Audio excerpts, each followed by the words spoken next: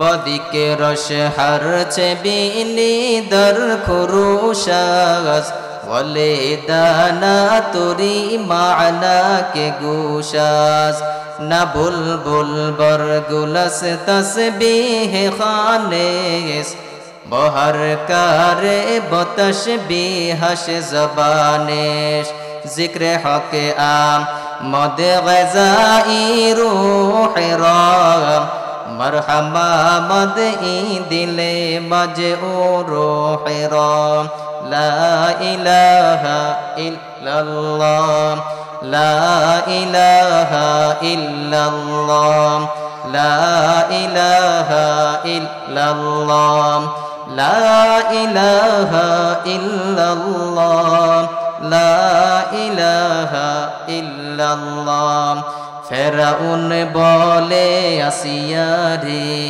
মূসার কালিমা ছাড়িয়া দে আসিয়া বলে জীবন দেব আসিয়া বলে শহীদ হব তবু মূসার কালিমা ছাড়ব না লা ইলাহা ইল্লাল্লাহ লা ইলাহা ইল্লাল্লাহ লা ইলাহা ইল্লাল্লাহু মুহাম্মাদুর রাসূলুল্লাহ সাল্লাল্লাহু আলাইহি ওয়াসাল্লাম। সবাই বলেন সাল্লাল্লাহু আলাইহি ওয়াসাল্লাম। সাল্লাল্লাহু আলাইহি ওয়াসাল্লাম যে বলছেন, এটার দ্বারাই আমরা এক্ষুনি তিনটা লাভ আমরা হয়ে গেছি। এক নম্বর লাভ হলো আল্লাহ তাআলা আমাদের আমলনামা থেকে 10টা গুনাহ আল্লাহ ক্ষমা করে দিয়েছেন। দ্বিতীয় নম্বর হলো আল্লাহ তাআলা আমাদের মর্যাদা আগের থেকে 10 গুণ বাড়িয়ে দিয়েছেন, সুবহানাল্লাহ। এবং আমাদের আমলনামার মধ্যে 10টা নেকি আল্লাহ পাক লিপিবদ্ধ করে দিয়েছেন। সর্বোপরি কথা, আমি তো এই গ্রামেরই ছেলে, আলহামদুলিল্লাহ আপনাদের দোয়ার কারণেই, মুরব্বীদের দোয়ার কারণে আল্লাহ পাক আপনাদের সামনে বসাইছেন। তো কথা আজকে আমাদের মেহমানরাই বলবে, আমরা কথা তো সব সময় বলি, সব সময় শুনেন। তো এই সামান্য কয়েকটা কথা বলবো। আমি যে একটা সূরা তেলাওয়াত করছি, সূরাতুর রহমান, আল্লাহ তাআলা বলতেছে আর রহমান আল্লামাল কোরআন, রহমান হলেন তিনি, কোরআন শিক্ষা দিলেন যিনি। একটা হাদিস পড়ছি, বলতেছে খায়রুকুম মান তাআল্লামাল কোরআনা ওয়া আল্লামা, সর্বোত্তম ওই ব্যক্তি যে কোরআন শিখে এবং শিক্ষা দেয়। এখন আমরা যে আমাদের গ্রামের মধ্যে একটা মাদ্রাসা, আলহামদুলিল্লাহ সবাই প্রচেষ্টার কারণে একটা মাদ্রাসা হয়েছে। এই মাদ্রাসাটা হওয়া যে সে কথা না। এই মাদ্রাসার মধ্যে যখন ছেলেরা আলিফ বাতা ফুটবে, আউযুবিল্লাহ বিসমিল্লাহ ফুটবে, এই গ্রামের মধ্যে যতগুলা কবরস্থান আছে এদের ফড়ার কারণে আল্লাহ তাআলা সমস্ত কবরবাসীর আযাব আল্লাহ ক্ষমা করে দিবেন। এখন আমরা হয়তো পারি নাই, আমাদের ছেলে সন্তান বড় হয়ে গেছে, এখন তো ছেলে সন্তান আমাদের নাই। আমরা কি করব? আমরা এই মাদ্রাসার সাথে লেগে থাকব, সময় অসময় এসে মাদ্রাসার খোঁজ খবর নিব। ওই ছেলেরা পড়ে যে সওয়াবটা পাইতেছেন, আপনি দেখাশোনা করে ওই সওয়াবের অধিকারী হয়ে যাবেন। এমন একটা ঘটনা, বনি ইসরাইলের মধ্যে হযরত মূসা আলাইহিস সালাম, হঠাৎ আল্লাহ তার কাছে ওহী পাঠালেন, ও মূসা, আপনার গোত্রের মধ্যে অমুক একটা লোক দুনিয়া থেকে চলে গেছে, তার একটা সন্তান দুনিয়াতে আছে, তার আপনি খবর নিয়ে দেখেন। মূসা আলাইহিস সালাম তার কাছে খবর নিয়ে গেলেন, ওই সন্তানের পিতা দুনিয়াতে নাই। তার মাকে জিজ্ঞাসা করলেন, আল্লাহ পাক তোমার কাছে কেন পাঠাইছেন? তখন জিজ্ঞাসা করে, ও জামানার পয়গম্বর মূসা, আমার স্বামী যখন তার সাথে আমার বিবাহ বন্ধনে আবদ্ধ হয়, আমার স্বামী এই সন্তান গর্ভে আসার আগে আমার স্বামী বলেছিল, ও পানের স্ত্রী, আমার যখন একজন সন্তান হবে তুমি তাকে মূসার আল্লাহর যে ধর্ম, ওই ধর্মের শিক্ষা তুমি তাকে দিবে।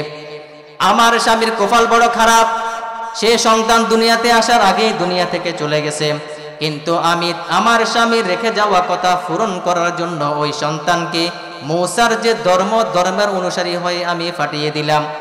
আর এই সন্তান আল্লাহ আল্লাহ ডাকে। হঠাৎ আল্লাহ ডাক দিয়ে বলে, ও ফেরেশতারা, তোমাকে শুনছনি আমি যাহা শুনতেছি? ফেরেশতা বলে, আল্লাহ পাক আমরা তো কিছু শুনি না। বলে, দেখো জমিনের মধ্যে একজন বান্দা আমাকে ডাকে। ওই বান্দাকে কয় বান্দা তো ছোট মাসুম বান্দা, ওই আমার বান্দার কোনো গুনাহ আসেনি, কয় আল্লাহ পাক তার তো কোনো গুনাহ নাই, মাসুম বান্দা। বলে দেখো তার মাতা পিতা দুনিয়ার জীবনে আসেনি, কয় মা জান আছে, বাবা জান দুনিয়ার জীবনে নাই। বলে তার বাবা কবরের মধ্যে কেমন আছে, বলে তার বাবা গুনার কারণে কবরে কষ্ট করতেছে।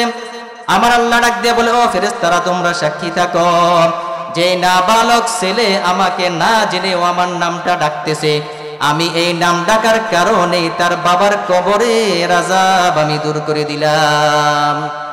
রব্বি আল্লাহ লা ইলাহা গায়রুহু ওয়া নাবিয়্যুন মুহাম্মদ মুস্তাফাহু দীনিয়াল ইসলাম দীনু মাওকাহু আরযুক ফুরানান আফওয়ান ইনদাহু।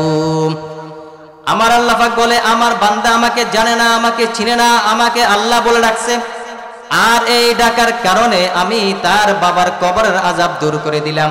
প্রিয় উপস্থিতি, ও আমার গ্রামের ভাই, আমার সন্তান দুনিয়াতে আছে, বড় হয়ে গেছে, কিন্তু দ্বীনি ইলম শিক্ষা করতে পারে নাই। আমি যদি এই মাদ্রাসার সাথে সম্পর্ক রাখি, মাদ্রাসার ছেলে সন্তানদেরকে খবর রাখি, আসা যাওয়ার পথে আমার যে কষ্ট হবে আল্লাহ পাক ওই কষ্টগুলাকে নেকের পাল্লার মধ্যে ওজন দিয়ে দিবেন। এই জন্য মাদ্রাসা হওয়াতে আমরা কি নারাজ নাকি আমরা খুশি?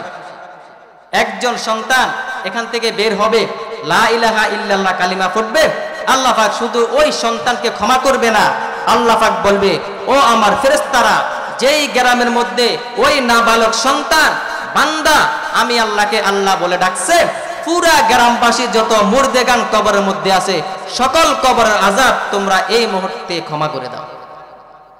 এই জন্য যার একজন সন্তান আলেম, ওই বাবার কুফল কত ভালো। যেই সন্তান আলেম হয়ে যখনই নামাজ পড়ে বাবার নাম নিয়ে রব্বির হামহুমা কামা রব্বায়ানি সগীরা পড়ে, ওই বাবার কবর সাথে সাথে আল্লাহ পাক সমস্ত আযাব ক্ষমা করে তার কবরকে জান্নাতের বাগান বানিয়ে দেন। এই জন্য আমাদের এই মসজিদ, এই মাদ্রাসা, এটা মনে করতে হবে এই গ্রামের জন্য একটা আল্লাহর পক্ষ থেকে খাস নেয়ামত, রহমত। এখন আমরা যখনই মাদ্রাসার কোনো প্রয়োজন হয় আমরা একসাথে এসে আমরা সবাই উপস্থিত হয়ে যাব, যেন বাতিল পন্থী যেন এই মাদ্রাসার বিরুদ্ধে কোনো কথা বলে এই প্রতিষ্ঠানের যেন কোনো ক্ষতি করতে না পারে। কেন? শয়তান আমাদের শত্রু তিনজন। কয়জন বলেন? তিনজন। একজন হলো আমাদের নফস শয়তান। ওই শয়তান কখনো চাইবে না আপনি নেক কাজ করেন। কেন? নেক কাজ করলে আপনার জায়গা হবে জান্নাত। আর শয়তান কখনো চায় না বনি আদম জান্নাতে যাক। 2 নম্বর দুশমন হলো আপনার মানুষরূপী শয়তান, যে নামাজের সময় আপনাকে বলে বন্ধু এখনো সময় আছে, আমরা নামাজ পরে পড়ি, এখন মাত্র আজান দিছি, একটু পরে যাব। পরে এসে দেখে ইমাম সাহেব আসসালামু আলাইকুম ওয়া রাহমাতুল্লাহ বলে ফেলছে। এই শয়তান গুলা থেকে আমরা যদি বাঁচতে পারি তাইলে এই দুনিয়া আখিরাত উভয় জাহানে আল্লাহ পাক আমাদের জন্য নাজাতের ব্যবস্থা করে দিবেন। এখন আমি আপনাদেরকে 2টা আমল দেব, যদি 2টা আমল করতে পারেন, আমার রাসূল বলতেছে যদি এই 2টা আমল আমার কোনো উম্মত করে ওই ব্যক্তি মৃত্যুবরণ করতে দেরি হবে, আল্লাহ পাক তাকে জান্নাতের সুসংবাদ দিয়ে জান্নাতি করতে দেরি হবে না। 1 নম্বর, আমরা যারা আয়াতুল কুরসি পারি প্রত্যেক ফরজ নামাজের পরে একবার আয়াতুল কুরসি পড়ব। আর ওই নামাজের স্থানে বসে কমাস কম 10 বার হইলেও আমরা ইস্তেগফার আদায় করব। আস্তাগফিরুল্লাহ আস্তাগফিরুল্লাহ আস্তাগফিরুল্লাহ। 10 বার দরুদ শরীফ পড়ব সাল্লাল্লাহু আলাইহি ওয়াসাল্লাম সাল্লাল্লাহু আলাইহি ওয়াসাল্লাম। এই আমলগুলো যদি করতে পারেন, আমাদের আমলনার মধ্যে যদি কোনো গুনাহ হয়, গুনাহ তো আমাদের হবেই, আমাদের চোখে হাতে পায়ে 24টা ঘন্টা আমাদের গুনাহ হয়, তবে যে ব্যক্তি সকাল সন্ধ্যা ইস্তেগফার করবে আল্লাহ পাক ওই ব্যক্তির আমলনামার মধ্যে কোনো গুনাহ রাখবেন না। কেমন? হযরত আবু বকর সিদ্দিককে হযরত ওমর রাদিয়াল্লাহু তাআলা বলতেছেন, ও ভাই ওমর, তুমি তো আমার আগে জান্নাতে চলে যাবে। ওমর রাদিয়াল্লাহু তাআলা বলতেছে, ভাই আপনি ইসলামের জন্য যে কোরবানি দিয়েছেন আমি ওমর তো কিছুই করিনি। বলতেছে, ভাই আমার তুলনায় তোমার নেক বেশি। কয় কেমনে? আল্লাহ বলতেছে যেই ব্যক্তি বিধর্মী ছিল, ধর্ম গ্রহণ করে নাই, ধর্ম গ্রহণ করার পর যখন মুসলিম হয়েছে, আল্লাহ পাক ওই বান্দার পিছলা জীবনের সমস্ত গুনাহগুলা আল্লাহ পাক মুহূর্তের মধ্যে ক্ষমা করে দেন। এবং কি করেন? ওয়ায়ুবাদদিলুল্লাহু সাইয়্যাতিহিম হাসানা, যেই পরিমাণ গুনাহ আল্লাহ পাক ক্ষমা করছেন, ওই পরিমাণ নেক দিয়ে আবার বান্দার আমলনামা আল্লাহ তাআলা পরিপূরক করে দেন। বলতেছে, ভাই ওমর, তুমি তো ইসলাম ধর্ম গ্রহণ করার আগে একজন নেতা ছিলা, তুমি অনেক গুনাহ করছো, তোমার গুনাহ বেশি। আমি আবু বকর তো ওই পরিমাণ গুনাহ ছিল না। তুমি যখন ইসলাম ধর্ম গ্রহণ করার কারণে তোমার গুনাহ ক্ষমা হয়ে গেছে, ওই গুনার পরিবর্তে নেক দিয়ে আল্লাহ পাক তোমার আমলনামা পরিপূর্ণ করে দিয়েছে। এখন তুমি তো আমার চেয়ে বেশি আমলদারি হয়ে গেলা। তো ওমর রাদিয়াল্লাহু বলতেছে, ভাই আবু বকর, আমার যদি সারা জীবনের আমল এক পাল্লা রাখা হয় আর তোমার মহাব্বত নবীর সাথে যেটা ছিল ওটাতে এক পাল্লা রাখা হয়, আমি ওমর ওইখানে কিছুই থাকবে না আমার। এই জন্য মুসলমান ভাই, তাদের আমল ছিল তারা জান্নাতে যাবে, এটাও সুনির্ধারিত ছিল, কিন্তু আমি আর আপনি তো জান্নাতে যাওয়ার কোনো গ্যারান্টি নেই। তারপরও আমাদের আমলের মধ্যে কোনো প্রতিযোগিতা নাই। এই জন্য আজকে এখানে যে কথাগুলা হবে শুরু থেকে শেষ পর্যন্ত, গতকাল এখানে মাহফিল ছিল নি? বলেন না বাবা, ছিল নি? ছিল না। আগামীকাল থাকবে? থাকবে না। হাদিসের মধ্যে আছে, যেই ব্যক্তি যদি কোনো দিনই মাজমা হয়, দিনই মাজমার মধ্যে যদি এসে উপস্থিত হয়, সাথে সাথে ওই ব্যক্তির পিছলা জীবনের সমস্ত গুনাহ আল্লাহ ক্ষমা করে দেন। এখন আমরা যেখানে বসে আছি আমাদের কারো গুনাহ আমলনামার মধ্যে নাই।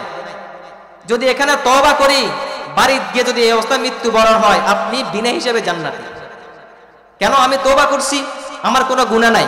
গুনাহ নাই কেন? আল্লাহ বলছে গুনাহ ক্ষমা করছে, ওই পরিমাণ নেক দিয়ে আবার আমলনামা পূরণ করে দিছে। এখন আমার তো গুনাহ নাই, পুরো আমলনামা নেকি। এই জন্য আমরা এখানে এসে বসার সাথে সাথে আমাদের জিন্দেগানে গুনাহ আল্লাহ পাক ক্ষমা করে দিয়েছেন। এই জন্য আপনাদের কাছে উদাত্ত আহ্বান, যতক্ষণ আজকে এখানে কথা হবে আমরা ইনশাআল্লাহ ধৈর্য সহকারে শুনবো তো ইনশাআল্লাহ। আল্লাহ পাক সবাইকে তৌফিক দান করুক।